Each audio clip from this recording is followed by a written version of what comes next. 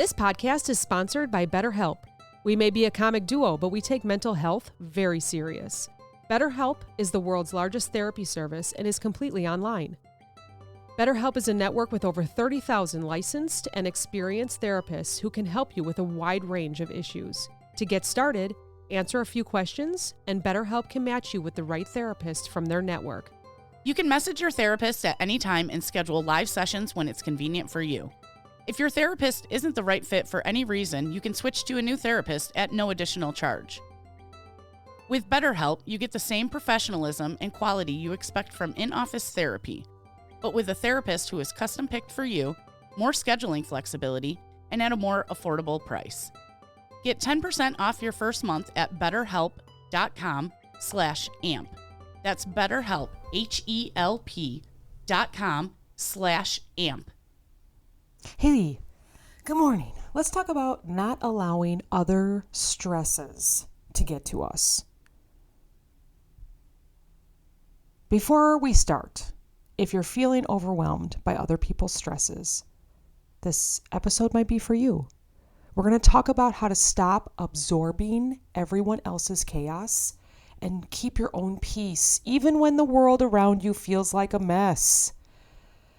Do you ever just walk into a room and you immediately feel the tension? Like, I did that yesterday. I called into a meeting and I could immediately feel that people were stressed and they needed things done and they weren't happy and, had to work through that. And after I was done, I was like, oh my gosh, I could just feel it in my shoulders. I could feel it in my head. I had a headache. I was clenching my teeth.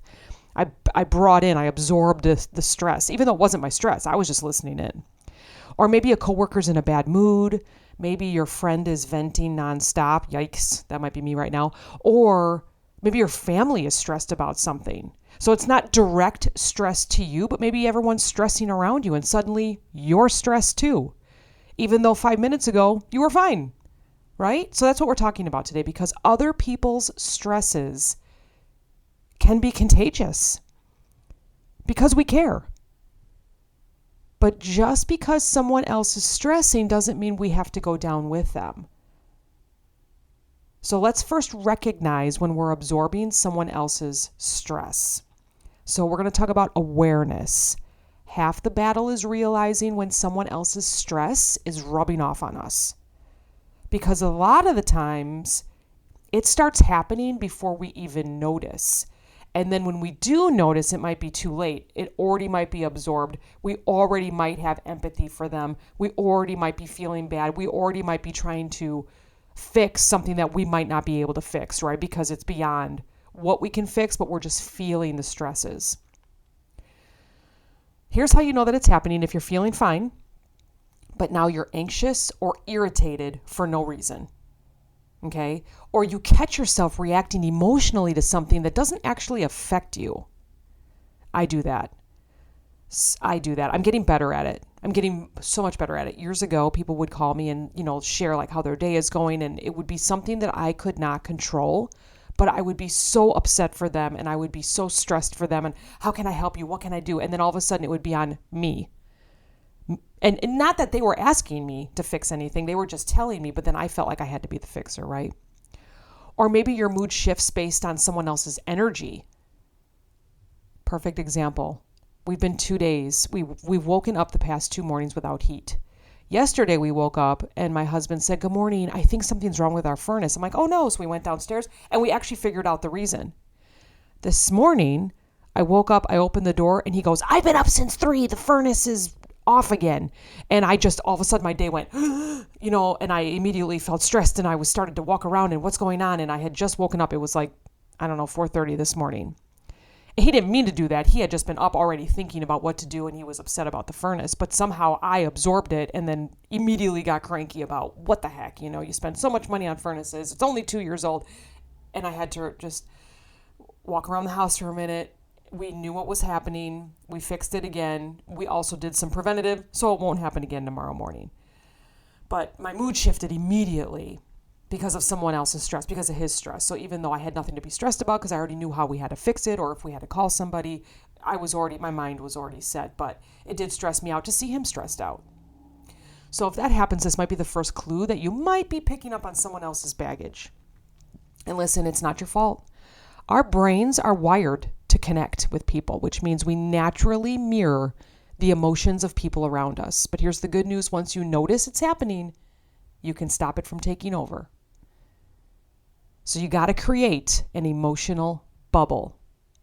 So now that you caught it, what do, right? You create an emotional buffer or bubble, however you want to look, or wall, but not really a wall, like a see-through wall, because you want to be there for them. You just have to protect your own, right? So think of it like a mental force field. However you want to visualize this, it's an emotional buffer. Is it an emotional bubble? Is it a see-through wall? Is it a glass wall with holes in it? Is it whatever it is? Something that lets you stay present without absorbing all the stress around you. Okay, so let's go with the bubble. We're going to visualize a bubble around us. Stay with me. Imagine a clear protective bubble surrounding you right now. People's words, their moods, their stress, it's just going to bounce off of it. You're going to listen and you're going to ingest what they're saying so that you can listen to understand, but you're not going to let it absorb. You can hear them, you can acknowledge them, but their emotions don't have to become your emotions. You can actually, if you're not fully there, I've done this before, where someone will call me and I'll say, listen, I'm not giving you 100% right now of the listening part, not obviously of the ingesting, right, of the absorbing. I said, I'm going to call you back in just a few minutes. And sure enough, I just kind of walk for a minute, take a deep breath and go, I'm ready. I'm going to listen to them now and see if there's anything I can do without getting emotional. This is especially helpful if you're in a high stress environment all the time. If you constantly feel like you're in fear or in anxiety, like maybe a workplace or a family gathering where everyone's on edge. When you feel yourself getting sucked into the chaos, pause for a moment. Take a breath. Take a breath again. Do it 5 times if you have to. Imagine the bubble around you, right? It's protecting you. It's a force field. It's your mental force field. And say to yourself, this is their stress, not mine. I'm going to listen. I'm going to be there for them, but this is for them to take next steps with. Let's talk about responding without absorbing. This is like being supportive without letting their stress take over your mind. You can empathize with them, but don't internalize. You can say, wow, that sounds really tough, without making their problem your problem. Ask questions instead of absorbing. If someone's venting, ask, what do you need right now? Or usually I say, thank you for sharing that with me. Can I help? Do you need advice? Do you just need support? Do you just need to rant? I have very good friends, my besties. A text will come through and say, I just need to vent. And boom, boom, boom, the vents come in, the rants come in, and we go, sorry to hear that. Anything we can do to support? Do you need advice? Do you need a joke? What do you need? And usually it's just because one of us needs to vent. And then it's over, right? And it keeps their stress from becoming our burden. Like, yeah, we could get mad and be like, oh my gosh, that sucks, right? Blah, blah, blah. But what do you need from us right now? Thanks for sharing that. What do you need? Do you need advice, support? Do you just need to rant or to vent? Cool. Let us know. Next, maybe use mental distancing. Pretend that you're watching a TV show. Their stress is the storyline, but you're just the audience. You don't have to step into the scene. You can just watch episode 1, season 4, episode 1. So when you start practicing these kind of shifts, you'll notice a huge difference in how much emotional weight that you carry throughout the day. I have been learning this the past couple years. How can I help?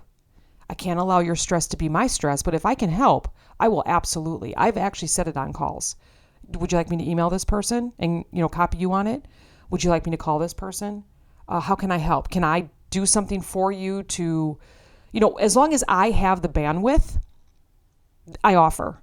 So if you don't have the bandwidth, you don't. You're just there to listen. Okay, so just remember that too. If you don't have any room inside your mental force field, don't offer to help. But if you can, offer to help.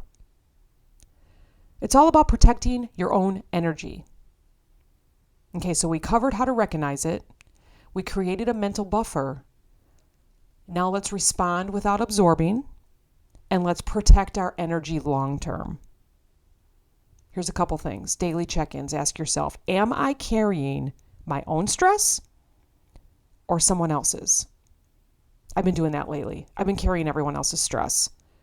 And actually, who brought up this idea to talk about this was my husband. Because he said, I feel so bad that you're carrying others' stresses. Because if I wasn't carrying it, and they have legit reasons, just going to share that. There's legit reasons why people are stressed right now around me. But I was starting to carry it. My chest was getting tight. My shoulders hurt. I was getting headaches. I was going to bed at 7 p.m. after working all day on the computer. I wasn't really wanting to do anything else. I didn't feel like working out. That's carrying someone else's stress. And he said, you have to let it go. They can do it. They're all professionals. They're all adults. They know what to do. They're just using you because you're such a solid person and you just listen. So don't absorb it, right? So this whole episode is dedicated to my husband, who is very smart, and he's always been there for me. He listens to all my stuff. The nice thing is he does not absorb. So I can bounce things off of him, no problem. And he just says, how about this? Or because I always want advice from him. It's pretty neat. So if it's not yours, let it go. Take a deep breath. It's okay to set your boundaries. It's okay to say, I can't take this on right now, but I am 100% here for you. You're not a dumping ground. You're not there to absorb. You're not there to make everything better, because sometimes we just can't. It's their battle, right? But you can be there for them without absorbing, without ingesting their stress. And then just have a reset ritual, whatever you want to call it, right? So we have the bubble. We know how to absorb and what not to absorb. We know how to create and respond and recognize and how to cover things with our friends, right? We just learned all that. But whether it's a quick walk, maybe blasting some music, deep breathing, journaling, put something in your phone. Sometimes from the brain to the fingers to the phone where you're typing stuff out, it releases it. I've done that before. Actually, last year during a class, anything that someone brought to us that stressed us, we typed it in our notes, whether it was on our computer or our phone, and we let it go. Almost like the lanterns that people let go, or balloons that people used to release. I wasn't letting go of them being my friend and sharing, but I was letting go of the stress of it, and I would write it down. And then I would delete it once they figured it out, right? Because all it did was just get it off of my brain, put it into my phone or to my computer, and say, I appreciate that they shared this with me. I have to let go of their stress. They don't need anything from me at this time, so I'm just going to write out what they told me, and then deleted it when they were better.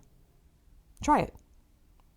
Just find something that helps you shake off other people's stress before it sticks, because your peace is worth protecting. Sometimes don't answer the phone. Just don't do it. Yesterday, my boss called me twice, and I was like, I had my phone on focus because I was working on a report. And I looked down, I'm like, oh, well, that's not the person that I want to miss. But I called him back right away. But I needed it on focus. I could not. I had to fully concentrate on what I was doing because the report is due today. So I had to put it on focus. But, don't miss your boss's call. The best thing that you can do is step back, breathe, remind yourself that not everything is yours to carry. All right, we're going to sum it up. You're not responsible for managing anyone else's stress. It's okay to be supportive without sacrificing your own sanity. The next time you feel someone else's energy pulling you down, pause, recognize it, set your boundary, your mental focus, right? Remind yourself, this is theirs, not mine, but I am there for them. And keep on going. All right, I'll talk to you next time. Protect your peace. Have a good day.